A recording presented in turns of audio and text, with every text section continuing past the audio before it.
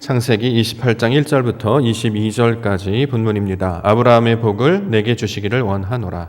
아브라함의 복을 내게 주시기를 원하노라 라는 말씀의 제목입니다.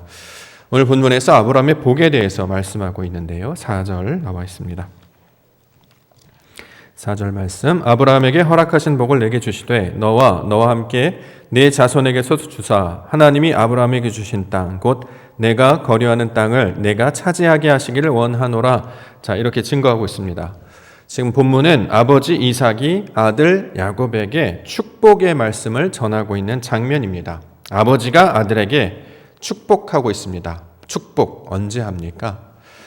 보통 우리가 축복하려고 하면 보통 시작할 때 하지요. 지난주 우리 명절을 지났습니다만 복 받으라 라는 뜻 아니겠습니까? 축복한다 라는 뜻 아니겠습니까? 뭔가를 시작할 때 또는 출발할 때 또는 어떤 좋은 일이 있을 때 축복한다, 잘 될 거야, 복이 있으면 좋겠다 이런 얘기를 한다라는 거죠. 자, 이렇게 좋은 일이 있거나 시작할 때 보통 세상에서는 복을 이야기합니다. 그런데 성경에서 말하는 축복, 특별히 오늘 본문에서 아버지 이삭이 아들 야곱에게 하고 있는 축복은 시작이나 좋은 상황이 아니라 오히려 끝과 오히려 좋지 않은 상황에서 축복을 말하고 있습니다. 아버지 이삭이 나이가 들었죠. 그래서 아들들에게 축복하기로 결심했습니다. 왜 축복하기로 했는가 봤더니 아버지가 죽을 날이 멀지 않았기 때문이었다. 이렇게 창세기 27장에 증거하고 있었습니다. 창세기 27장 2절에 보면 이삭이 이르되 내가 이제 늙어 어느 날 죽을는지 알지 못하니 4절에 내가 죽기 전에 내 마음껏 내게 축복하게 하라 이렇게 증거하고 있습니다. 아버지 이삭이 끝이 찾아오고 있었어요. 죽을 날이 멀지 않았다라는 거죠. 그때 뭘 했느냐? 축복했다 지금 이야기를 하고 있습니다. 아들도 근데 이렇게 끝이 찾아오고 있었습니다. 좋지 않은 상황이었습니다. 원래 성경에서 아들 이렇게 이야기하면 아들은 어떤 사람이냐면 아버지 집에 머무르는 자, 아버지와 함께 있는 자를 가리켜서 아들 이렇게 이야기하죠. 그런데 지금 아들 야곱은 아버지의 곁을 떠나야 하는 상황이 되었습니다. 형 에서가 동생 야곱을 죽이려고 했기 때문이죠. 그래서 죽음을 모면하기 위하여 삼촌집 라반의 집에 떠나야 하는 상황이었습니다. 아버지와 함께 더 이상 살 수도 없었고요. 아들의 역할을 할 수도 없는 상황이었습니다. 그런데 그러한 상황 가운데 아버지 이삭은 아들 야곱에게 뭐라고 말하느냐? 축복 이렇게 말하고 있는 것이죠. 특별히 아브라함에게 주셨던 복이 너에게도 주시기를 원한다 이렇게 말씀하고 있는 것입니다. 그러면 세상에서 말하는 어떤 축복의 정서나 개념과 성경에서 말하는 정서와 개념이 조금 다른 것을 알 수 있습니다. 자, 지금 야곱에게 아브라함의 복을 말하고 있어요. 그러면 어떻게 해야 될까? 아브라함의 복이라고 하는 것은 가나안 땅을 주시겠다라고 하는 약속이었죠. 그러면 가나안 땅으로 보내야 축복의 의미가 맞습니다. 아브라함에게 하나님께서 가나안 땅을 주시겠다라고 약속의 축복의 말씀을 주셨고 똑같은 내용으로 축복하니 너도 그러면 가나안 땅으로 가라 이렇게 돼야 되겠죠. 그런데 본문을 읽어보면 야곱을 가나안 땅으로 보내지 않고 밧단 아람으로 보내고 있습니다. 이전에 리브가가 살고 있었던 고향이었죠. 자, 보통 사람들은 복을 이야기하면 어떤 보여지는 것들을 생각합니다. 복을 이야기하면 자손, 아들을 준다거나 또는 땅을 준다거나 이런 개념으로 이해하기 마련이죠. 그런데 그러면 가나안 땅을 주셔야 이 복이 완성이 되는데 가나안 땅으로 가라고 말하지 않고 밧단 아람이라고 하는 한 번도 가보지 못했던 땅으로 지금 보내는 장면을 설명하고 있습니다. 그러면서 뭐라고 하느냐? 아브라함의 복이 너에게도 있기를 원한다라는 거죠. 그러면 여기서 말하는 복이다라고 하는 것은 어떤 땅 그 자체를 가리키는 말은 아니다라는 것을 알 수 있는 것이죠. 가나안 땅을 주겠다고 하면 가나안을 이야기해야 되는데 가나안을 이야기하고 있지 않기 때문입니다. 즉 보여지는 어떤 자손이나 땅의 개념으로 복을 이야기하지 아니하고 아직 나타나지도 않고 보여지지도 않은 무언가를 가리키고 있는 말을 복을 주겠다라는 말로 지금 설명하고 있습니다. 그러면 아브라함에게 주셨던 복을 말하는 것은 그 뜻이, 그 내용이 무엇인가 우리가 살펴볼 수 있어야 할 것입니다. 우리가 마지막으로 살펴볼 수 있는 특징의 결정적인 이유는 지금 야곱이 축복을 받은 이유가 있죠. 야곱이 왜 이삭에게 축복을 받았을까요?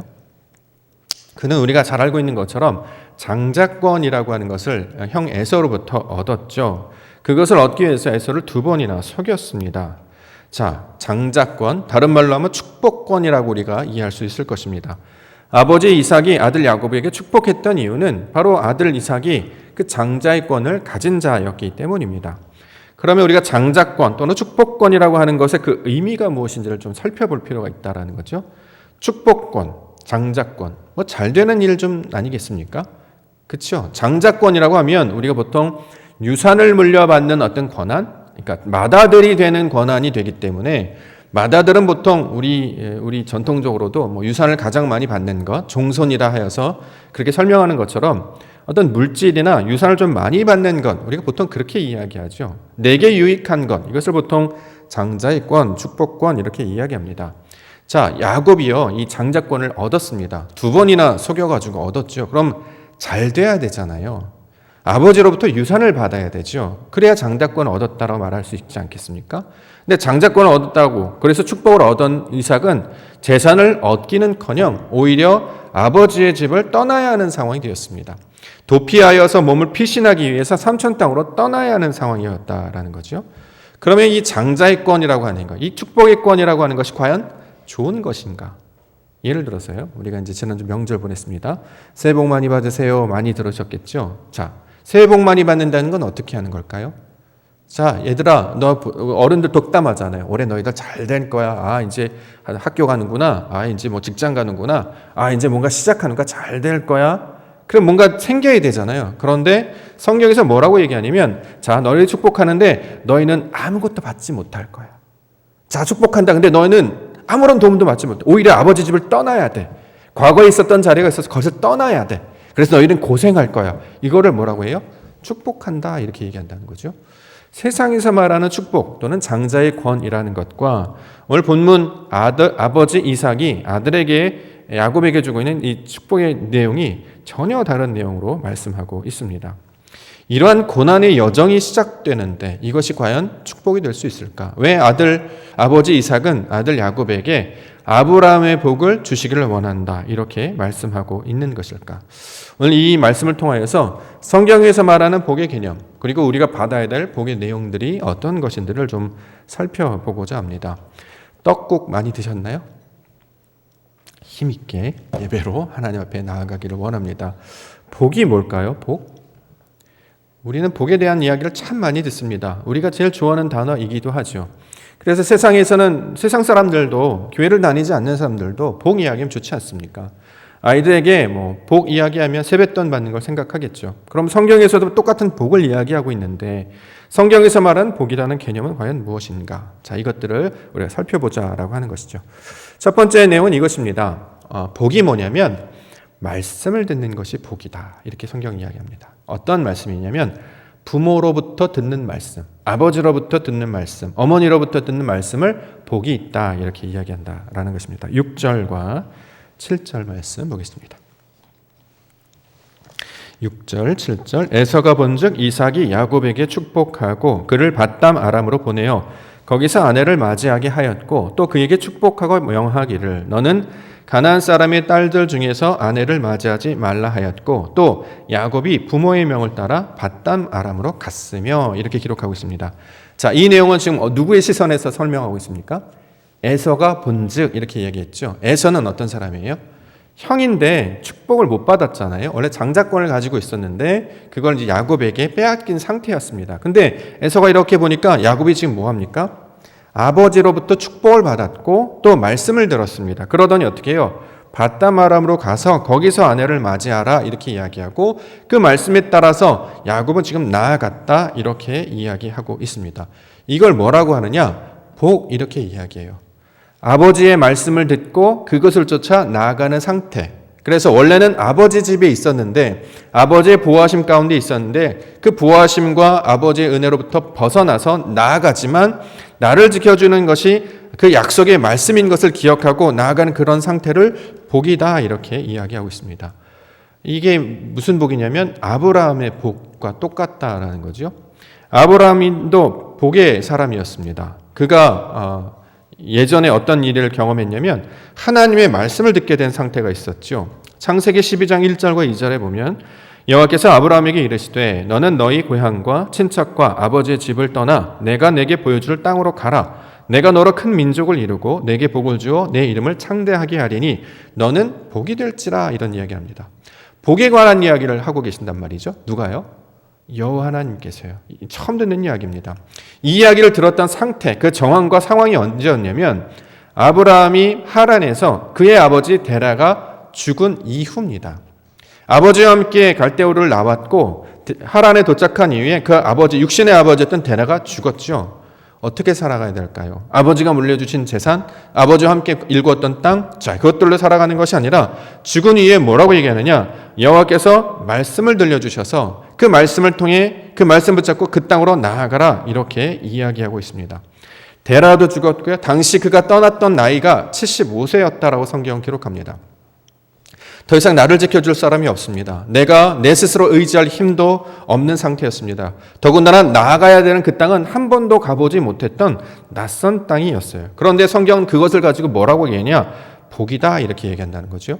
왜 복이 됩니까? 말씀을 들었기 때문입니다.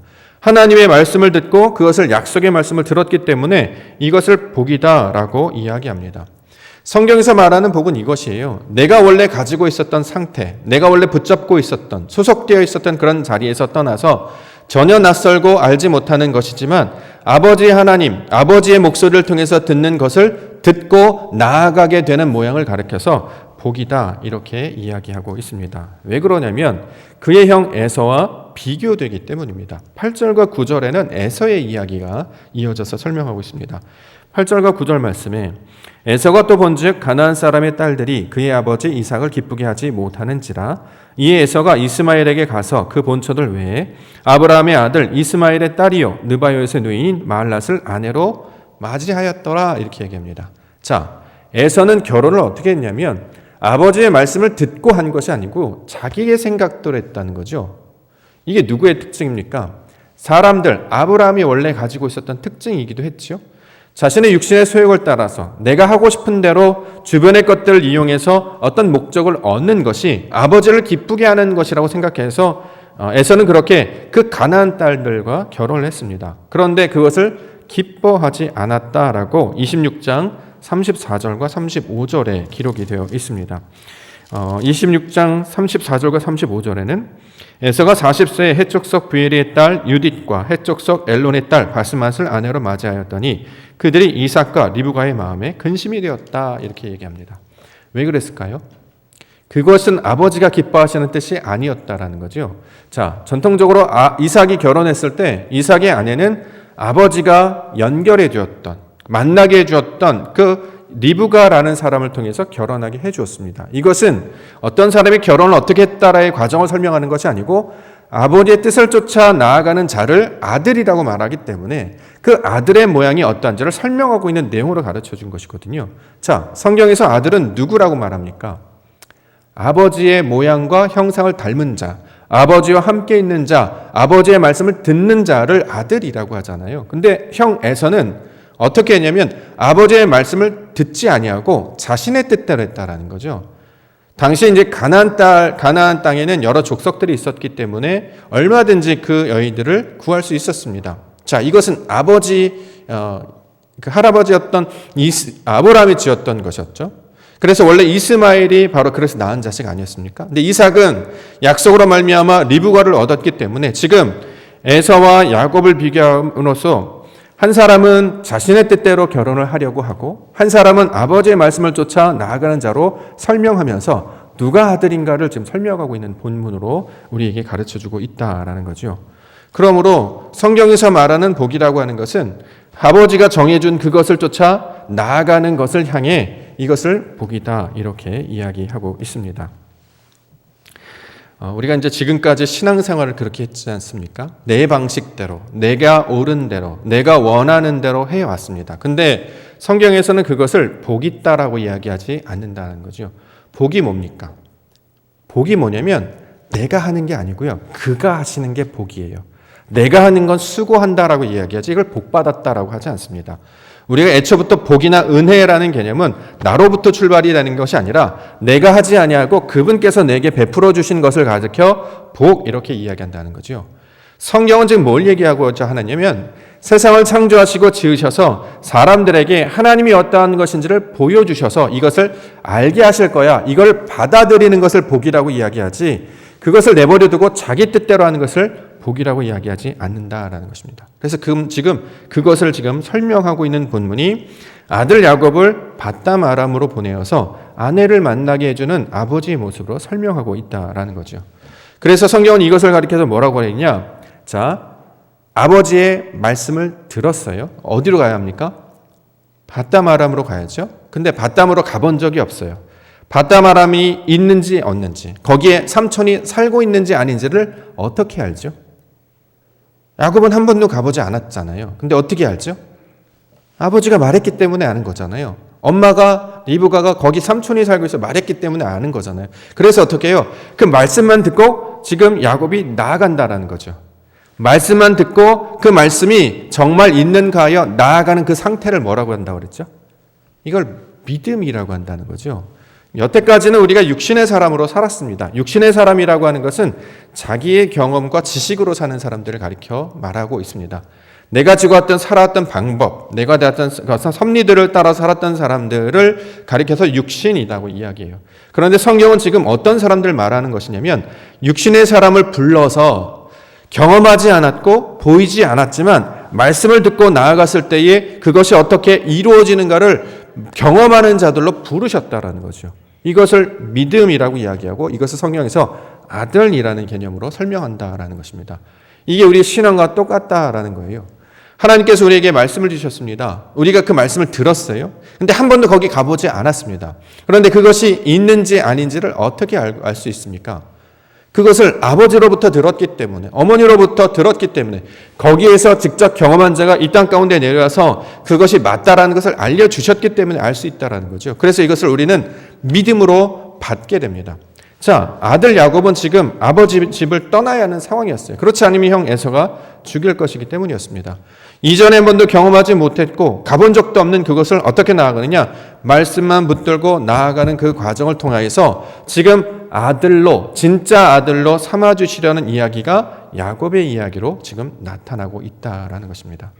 우리가 알고 있는 것처럼 야곱은 속이는 자였습니다. 그런데 나중에 이 사람이 변하죠. 어떤 이름으로 변합니까? 이스라엘이라고 하는 새 이름으로 변해요. 아브라함이라고 하는 사람은 하나님을 잘 알지 못했습니다. 그런데 나중에 어떤 사람을 변해요? 아브라함이라는 사람으로 변하게 된다는 거죠. 왜 그랬을까요? 그 약속의 말씀을 붙들고 나아갔더니 어떤 일을 경험하게 됩니까? 하나님이 정말 거기에 계시더라. 하나님의 말씀이 정말 이루어졌다라는 것을 목격하게 해주셨다라는 거죠. 그래서 제단을 쌓고 여호와 이름을 불렀다라는 것을 통해 보이지 않지만 우리가 감각적으로 깨달을 수 없으나 하나님이 주신 약속의 말씀을 붙들고 나아가는 것이, 이것이 믿음이고 그 믿음으로 말미암아 전혀 새로운 존재로 변화되게 하시는 그 하나님의 역사를 이 아들과 아버지와 아들의 역사로 말씀하고 있다라는 것입니다. 그러면 우리에게 주시는 복이 무엇인가? 우리에게 주시는 복이 뭐냐면 인생에 그 어려움이 찾아왔을 때, 무언가 시작할 때 축복하는 거 말고요. 그러면 얼마든지 잘할 수 있겠죠. 우리가 진짜 말하고 우리가 감당해낼 복이라는 것은 지금까지 경험하지 못했던, 이전에 한 번도 들어보지 못했던 그것들을 경험하도록 말씀을 듣게 되는 상태를 가리켜서 복이다, 이렇게 이야기하는 것입니다. 명절을 지나면서 가장 많이 들었던 이야기, 어떤 것들이 있을까요? 이번에는 가족들도 제대로 못 만나셨잖아요. 저도 그랬습니다. 보통은 이제 가족들 모여서 식사도 하고 또 이제 외갓집에 가서 이제 저녁 식사도 하고 이야기도 많이 나누고 이렇게 보냈거든요. 근데 올해는 아무 데도 가지 않았습니다. 저희 가족들끼리 식사하고, 형들도 형 가족끼리 식사하고, 또 외갓집도 외갓집 식구들끼리만 역사하고, 이런 상황이 됐어요. 그런데 이야기 들으면서 이런 상황이 들었어요. 아이고 참 죽겠다 이런 소리를 참 많이 들어요. 우리나라 사람들이 가장 많이 하는 말 중에 하나가 이 죽겠다죠. 죽겠다. 그렇죠? 힘들어 죽겠다. 그렇죠? 배고파 죽겠다. 요즘에는 미워 죽겠다. 이런 이야기 많이 있습니다. 근데 이 죽을 그 상태에 만나야 될 경험이 뭐예요? 복에 관한 이야기를 하고 있다라는 거죠. 세상은 그 죽을 상태에서 아무런 도움이나 소리를 듣지 못합니다. 그런데 나의 인생 가운데 그 죽음을 맞이하는 그곳에서 우리 심령 가운데 울림이 있는데 그것은 무엇이냐? 아브라함에게 찾아오셔서 복을 말씀하시는 그 음성을 듣는 것이 복이 된다라는 것이죠. 그러므로 무엇을 가리키려고 하는 것이냐? 우리가 경험하지 못했던 하나님께서 무언가 주시려고 했던 그 뜻을 알도록 소망을 주시고 나아가게 하시고 붙잡게 하시는 이것을 가리켜서 성경에서는 복 이렇게 이야기하고 있습니다. 이 복이 되는 근거가 무엇입니까? 아버지로부터 들었던 말씀 때문이었습니다. 이것이 야곱이 얻었던 복이었다는 거죠. 에서는 똑같은 아들이었지만 말씀을 듣지 못했어요. 그냥 자기 방식대로 살아간다는 거죠. 근데 자기 방식대로 살아가면 어떻게 해요? 아버지를 기쁘게 하실 수도 없고 자신의 마음대로 살 수도 없는 것임을 성경은 이야기하고 있습니다. 자, 우리는 똑같이 세상 사람들과 살아갑니다. 저희나 믿지 않는 사람이나 겉모습만 봐서는 다를 게 없잖아요. 그렇죠? 교회를 다니는 사람인지 하나님의 자녀인지 아닌지 어떻게 알 수 있습니까? 우리는 복이 무엇인지를 아는 사람들이다라는 거죠. 복이 뭐라고요? 말씀을 듣는 것입니다. 그래서 이 말씀을 듣는 것을 가리켜 뭐라고 하느냐? 성경에서는 예배라고 이야기합니다. 우리가 진리로 예배하는 교회 되자라고 했던 것이 2021년도의 이 교회의 선언입니다. 예배를 한다는 것은 무엇이냐면 하나님의 말씀을 듣는 거예요. 이걸 다른 말로 표현하면 내가 하나님의 목소리를 선택하겠다라는 뜻이잖아요. 하나님께서 우리를 부르셔요. 예배를 하게 하십니다. 예배했을 때 우리는 뭘 하죠? 별거 하는 거 없어요. 그냥 듣고 있습니다. 듣지 않아요.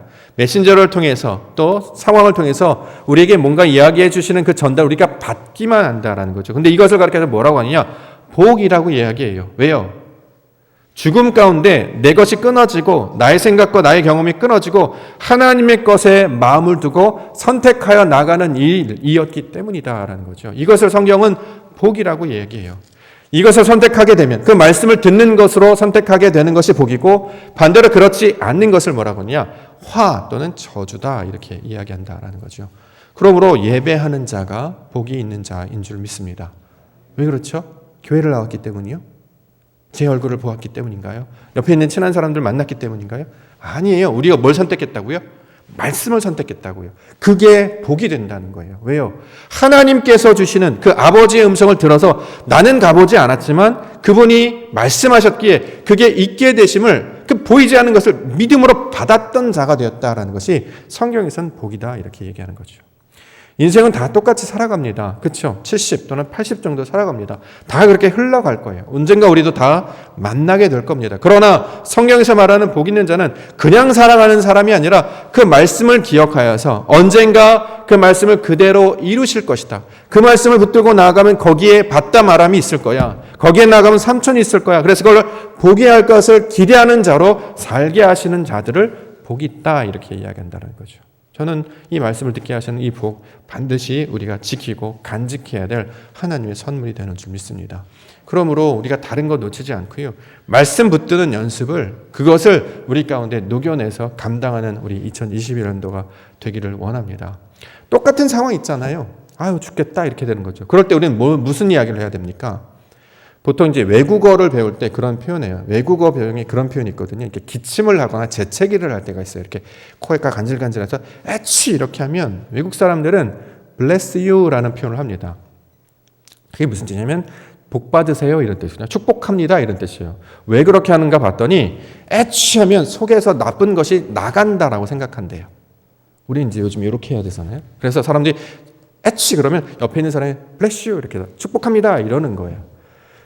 그거 보면서 많은 인사이트를 얻었습니다. 뭐냐면 주변에서 힘들어 죽겠다, 어려워 죽겠다. 아이고 이전에 똑같은 모습으로 못 사네. 우리 예전으로 돌아갈 수 있을까? 이제 전혀 새로운 모습으로 가야 돼. 낯선 상황이죠. 아비 집을 떠나야 됩니다. 나의 옛 습관에서 벗어나야 됩니다.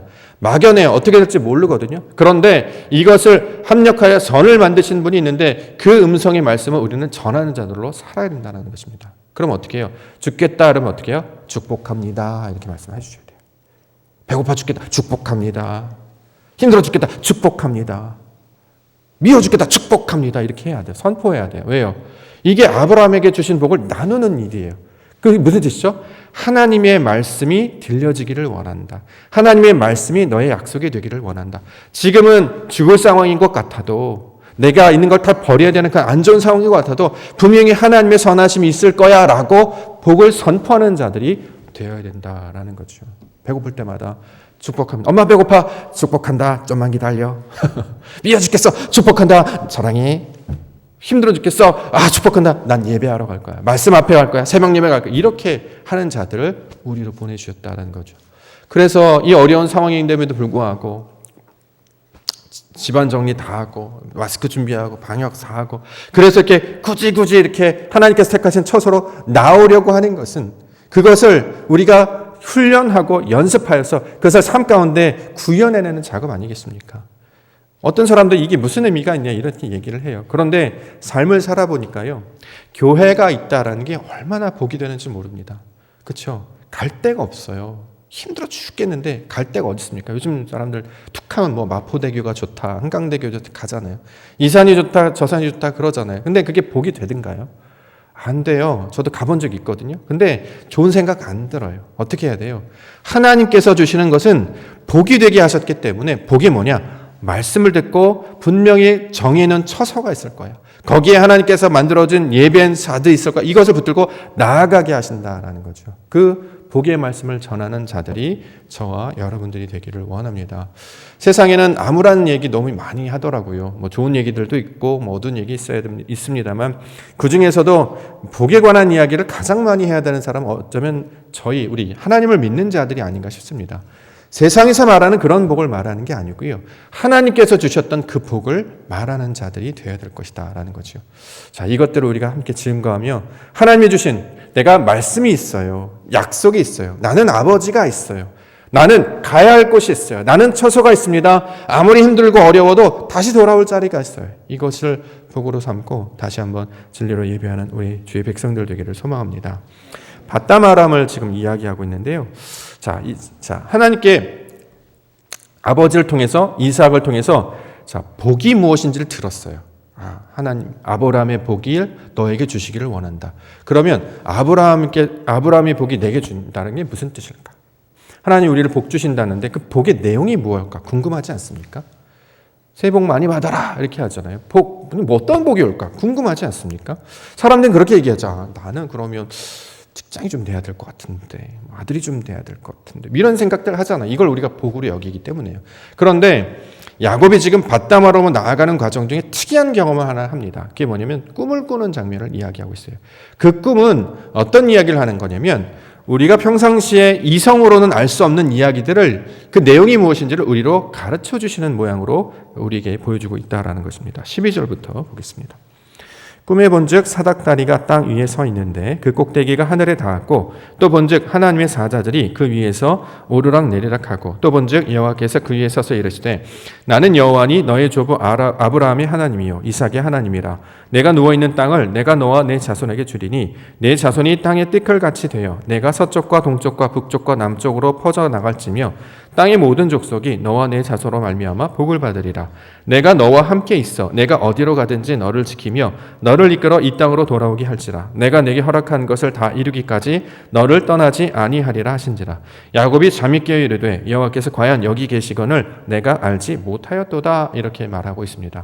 하나님은 보이지 않습니다. 아버지께서 복이라는 말씀을 해주셨어요. 그런데 내가 경험해 본 적이 없기 때문에 그 내용이 무엇인지를 알지 못하니까 당연히 장자권을 얻는 것으로 아버지의 유산을 받는 것으로 생각했단 말이죠. 그런데 집을 떠나게 됐습니다. 고생을 하게 됐어요. 그런데 꿈을 꾸는데 그런 환상을 하나님께서 보여주셨다라는 것입니다. 환상은 하나님이 가르쳐준 그 내용을 우리로 깨닫지 못하기 때문에 그들이 이해할 수 있는 방법들로 우리에게 가르쳐 주셨습니다.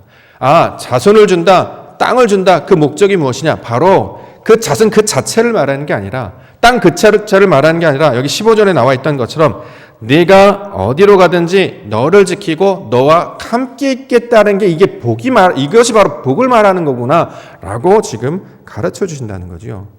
자손과 땅을 바라보는 게 아니고요. 그것을 가리키는 그 하나님을 바라보게 되었다. 그 내용이 무엇인지를 알게 되었다라는 말로 지금 야곱이 이 이야기를 하고 있어요. 천사가 하늘에서 오르락내리락 하는 걸 봤다라는 거죠. 하늘은 닿지 못하는 곳이라고 생각했습니다. 그런데 천사들이 왕래해요. 하늘의 것이 땅에 내려가고 땅의 것이 하늘에 올라가고 그렇게 하늘과 땅이 연결된 모습으로 가르쳐 주셨습니다. 아버지께서 말했던 또는 할아버지가 경험했던 그 하나님은 저 멀리 있는 것이 아니라 나와 가까이 있는 것이고 나와 함께하는 것임을 직접적으로 보게 하여 주셨다라는 거죠. 그래서 이것은 그 가나안 땅을 주신다라는 것이 아니라 네가 어디로 가든지 어디에 있든지 내가 너와 함께 있기 때문에 이것이 바로 너의 복이다라고 지금 말씀하고 있는 것입니다. 자, 이것을 그래서 말씀을 깨닫는 모양으로 우리 가운데 가르쳐주고 있는 내용이 되는 것입니다. 이전에 아브라함에게 주셨던 약속이 있었습니다. 자손을 주겠다, 땅을 주겠다라는 약속이 있었습니다. 그런데 그 의미와 뜻이 무엇인지를 창세기 17장에서는 다시 설명하고 있는데요. 창세기 17장 7절과 8절. 내가 내 언약을 나와 너 및 내 대대 후손 사이에 세워서 영원한 언약을 삼고 너와 내 후손의 하나님이 되리라. 내가 너와 내 후손에게 내가 거류하는 이 땅 곧 가나안 온 땅을 주어 영원한 기업이 되게 하고 나는 그들의 하나님이 되리라. 하나님이 되시는 것이 복이 된다라는 거죠. 우리에게 나타나는 것은 그냥 현상에 불과해요. 그것은 있을 수도 있고 없을 수도 있고 있다고 좋은 것도 아니고 없다고 나쁜 것도 아닙니다. 중요한 건 뭐예요? 그것을 통해 하나님이 나와 함께 하신다는 알게 하는 것, 이게 바로 복의 내용이다, 이렇게 이야기하고 있는 것이죠. 그러므로 받다 말함으로 보내고 있습니다. 우리가 보통 신앙을 우리 자녀들에게 이게 물려주기를 원하잖아요. 아버지 믿음이 자녀에게 이렇게 나아가고 또 자녀가 또 그 자녀에게까지 믿음이 나아가고. 근데 성경은 이 믿음이라는 것은 이 유산처럼 이렇게 물려 내려지는 것이 아니고 약속만 주어질 뿐이에요. 말씀을 듣게 해주고 그 하나님은 그 자녀들이 직접 겪어야 된다라는 거죠. 자, 그러면 자녀들이 경험할 수 있는 진짜 장자권, 축복의 권이라고 하는 것은 물질을 받는 것도 아니고 아버지의 품 안에서 넉넉하게 사는 것도 아니고 그가 말씀하셨던 그 하나님을 내가 경험하는 것을 복이다, 이렇게 얘기한다는 거죠. 아버지의 하나님이었어요. 근데 이제 어떤 하나님이요? 나의 하나님이 되었다라는 거죠. 내 아버지가 목사님이셨습니다. 내 아버지가 장로님이셨어요. 그러니까 나도 믿음이 좋을까요? 그렇지 않아요. 그건 아버지의 하나님이고 우리 선조의 하나님이었어요. 그런데 그 하나님이 나에게도 동일한 유효하게 약속해 주셨는데 내가 그것을 받고 영접해야 그 하나님이 나의 하나님이 된다는 거죠. 아버지께서 하셨던 약속이 내 언약으로 삼으려면 이러한 고난의 과정을 우리 가운데 허락해 주십니다. 그러므로 인생 가운데 가는 모든 이 과정은 마치 받다 말함으로 가는 과정인데 그 가운데서 뭘 말씀하시느냐? 내가 너의 하나님이 되리라 라고 하는 하나님의 말씀을 듣는 여정임을 설명하고 있게 되는 것입니다. 이전에는 하나님을 깨닫지도 경험하지도 못했어요. 그런데 이 고난의 과정을 통해서 오히려 하나님을 만나는 기회가 되었던 것이 바로 야곱의 모습이기도 했습니다. 그래서 야곱이 뭐라고 고백하느냐? 베델, 이렇게 부르고 있는 것입니다. 18절과 19절 보겠습니다. 18절 19절. 야곱이 아침에 일찍이 일어나 베개로 삼았던 돌을 가져다가 기둥으로 세우고 그 위에 기름을 붓고 그곳 이름을 베델이라 하였더라. 이 성의 옛 이름은 루스더라. 자, 여기 원래 지명 이름이 뭐라고요? 루스라는 땅이래요. 여기에 루스, 그러니까 무슨 뜻이냐면 편도나무라는 뜻을 가진 이 지명입니다. 우리로 따진다면 석촌이라는 뜻으로 해석할 수 있을 것입니다. 석촌은 우리의 말로 하면 뭐죠? 돌마리, 돌마을, 이런 뜻이잖아요. 자, 지금 어떤 상황이냐면 석촌이라는 데를 왔어요. 자, 여기 이제 교회를 세울 겁니다. 그럼 무슨 이름으로 사용해야 될까요? 저는 이 교회 이름을 늘 묵상할 때마다 너무 신기합니다. 여기가 석촌이면 눈에 보이는 게 다 돌이라는 거 아니에요. 돌덩어리 땅이라는 거 아닙니까? 또는 저쪽은 또 진흙밭이어서. 그러면 지역 이름을 따서 석촌교회가 되는 게 맞지 않을까요? 아니면 돌마리 교회. 이게 오히려 맞지 않을까요? 뭐 지역의 이름을 딴 교회들이 많기 때문에 그렇죠. 보통 이렇게 이제 보통 교회를 삼으냐. 근데 되게 신기한 것은 그 돌덩어리를 보고 어떻게 옥토라는 생각을 했을까? 그게 전 너무 신기한 거예요. 사람들은 보이는 대로 해석하거든요. 실제로 히브리의 이름을 살펴보면 사람들이 이름을 짓지 않습니까? 근데 그 이름의 뜻을 정하잖아요. 근데 그 뜻은 뭐냐면 당시에 있었던 상황을 그대로 아이의 이름에 녹여서 냅니다. 그래서 그게 이름이 되는 거예요. 땅이 갈라졌습니까? 그럼 갈라졌다, 이렇게 이름을 져요. 그렇죠? 또 세상이 너무 힘들고 어렵다 그러면 수고, 고통, 그래서 야베스, 이렇게 이름을 짓기도 하죠. 보여지는 거, 세상의 사건들, 어려운 그 상태들을 그대로 나타나서 사람에게 이름을 짓기 시작했습니다. 이게 원래 보통의 이름이었다라는 거죠. 루스도 마찬가지였어요. 당시에 그 땅에 나무가 많았나 봐요. 그래서 거기를 나무 땅, 이렇게 불렀다라는 거죠. 그런데 야곱은 거기를 뭐라고 불러요? 루스라고 부르지 않고 뭐래요? 베델이라고 불러요. 베델이 무슨 뜻입니까? 하나님의 집이란 뜻이죠. 왜 하나님의 이름이 집이라는 이름을 지었을까요? 그가 거기서 뭘 봤기 때문에? 하나님을 봤기 때문에. 거기는 더 이상 눈에 보여지는 그런 땅, 나무가 많네 이런 땅이 아니라 의미를 담기 시작한 거죠. 내가 하나님을 처음 만났던 땅, 그래서 나는 거기를 베델이라고 부를 거야 라고 지금 이야기한다라는 것입니다. 마치 석촌, 돌이 많은 그 땅에서 뭐라고 해요? 여기를 돌덩어리의 땅이라고 하지 않고 옥토라는 이름으로 불러주셨다는 거죠. 왜 그랬을까요? 그게 바로 보여지는 것을 말하지 않고 그 과정을 통해 역사를 하나님을 기대하는 모습 아니겠습니까? 하나님의 백성이라는 사람들은 바로 이러한 것들을 가지고 있는 사람이다라는 거죠. 세상의 사람들은 육신의 소유견에 옳은 대로 행하여 내 눈에 보이는 것, 내게 좋은 것, 내게 유익한 대로 살아갑니다. 그게 세상 사람들이라면 거기서 우리를 불러주셔서 그렇게 살지 말고 보이지 않는 것을 향해 살아가라. 말씀을 듣고 그것에 순종하며 살아가라. 그럼 어떻게 되냐? 하나님의 영광을 보는 자들이 될 것이다.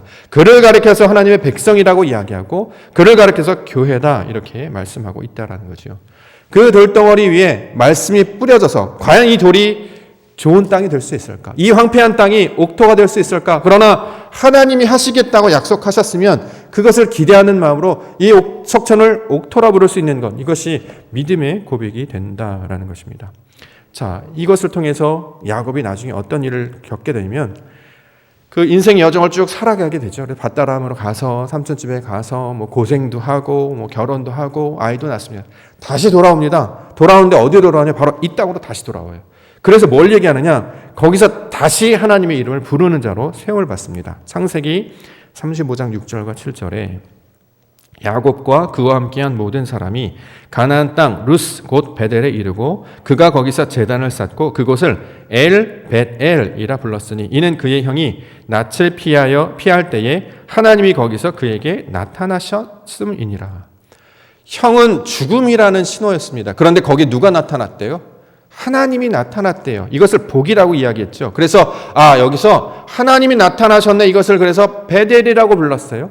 오랜 시간이 지난 후에 30년, 40년, 50년, 30년 시간이 지난 후에 다시 돌아와서 봤더니 정말 하나님이 주셨던 그 약속의 말씀을 정말 이루어 주셨구나. 하나님이 그 약속의 성취의 말씀을 내가 보는 자가 되었구나 라고 함으로 벳엘의 하나님, 그래서 엘베델 이렇게 부르게 하셨다라는 거죠. 그래서 이제 그는 어떻게 살아갑니까? 자기의 이름 야곱으로 살지 않아요. 어떻게 살죠? 이스라엘로 살아간다는 거죠. 하나님이 불려주신 이름으로 살게 되는 자를 가리켜서 야곱이다 이렇게 말씀하고 있습니다. 이 이야기를 길게 펼쳐서 우리에게 들려주시는 이유는 이 모양이 우리의 모양과 똑같기 때문입니다. 자신의 생각과 자신의 노력과 자신의 고집, 경험 이것으로 살던 사람들을 하나님이 불러주세요. 근데 불러주시는데 그 부르심에 따라서 새로운 방향으로 나아가려면 어떤 일을 반드시 겪어야 되면 친척아비를 떠나게 하십니다. 죽게 하세요. 나를 지켜주었던 아버지, 나를 붙들었던 내 그 어떤 지식, 내가 부주잡았던 그 뿌리로부터 결별하게 하셔서 순수하게 말씀만을 붙들고 나아가게 하신다는 거죠. 다른 게 감당할 게 없어요. 가본 적이 있습니까? 아니 거기 산 적이 있습니까? 아무것도 없고 그냥 말씀만 붙드는 거예요. 약속만 붙드는 거예요. 그것만 붙들고 나아갔더니 어떤 일이 벌어지냐? 정말 하나님의 역사가 나타나게 되더라. 그래서 그 비로소 여호와의 이름을 부르는 자가 되게 하신 것을 야곱의 이야기를 들려주셔서 우리도 그렇게 살게 하실 것이다. 이렇게 지금 설명하고 있다라는 거죠. 그래서 거기에 기둥을 세웠다 이렇게 이야기합니다. 여기서 말하는 기둥은 이제 돌기둥을 말하는데 성경에서 기둥이라고 하는 것은 기억하다라는 뜻이 있겠죠. 내가 여기서 하나님을 만났다. 자, 하나님을 만나면 끝이 아닙니다.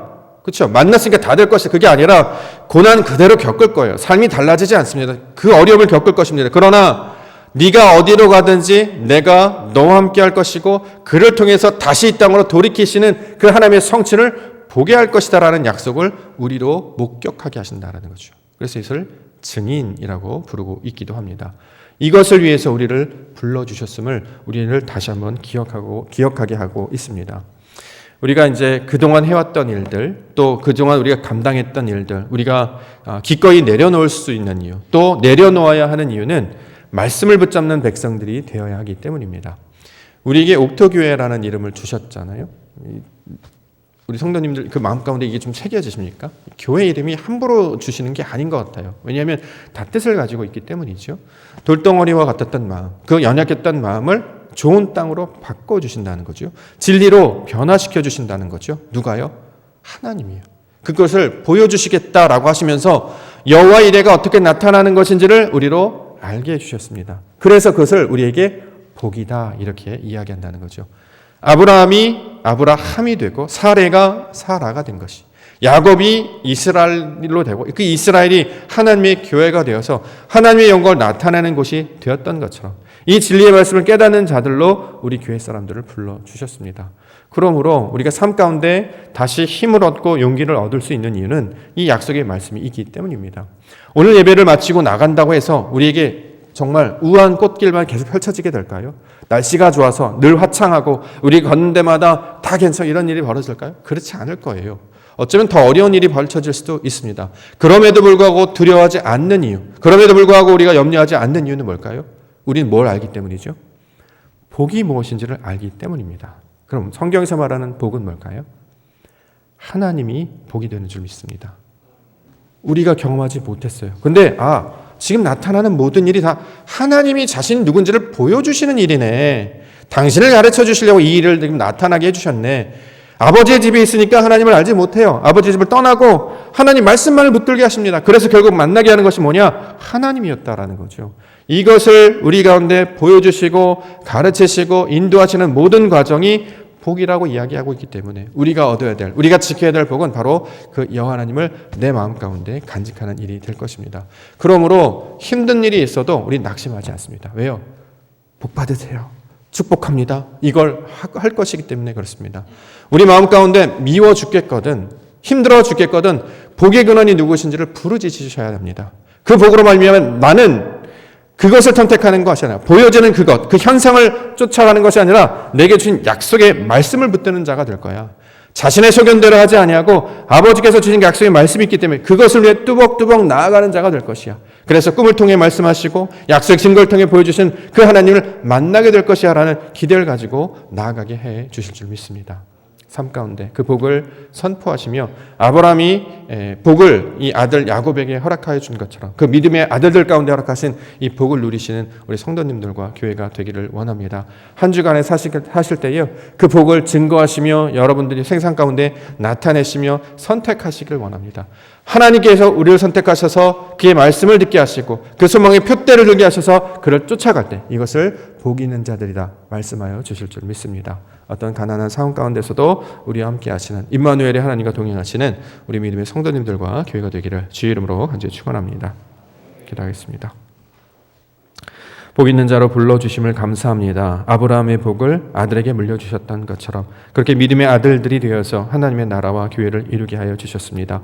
하나님의 것을 선택하게 하여 주시옵소서. 비록 나의 육신은 아버지의 집을 떠나고 나의 몸은 그와 떠나지만 하나님이 주신 약속의 말씀은 또 다른 기회요 소망이 되는 줄 믿습니다. 이전에 익숙했던 것들과 결별하고 하나님이 주시는 말씀 앞에 순종하며 나아가게 하여 주시옵소서. 이를 통해 우리에게 나타나 보여주시는 그 영광을 깨달아 알게 하시고 마침내 역사하실 그 엘베델의 하나님을 우리가 소망하며 나아가는 믿음의 성도님들 되게 하여 주시옵소서. 거룩하신 예수 그리스도의 이름으로 간절히 기도 올려옵나이다. 아멘.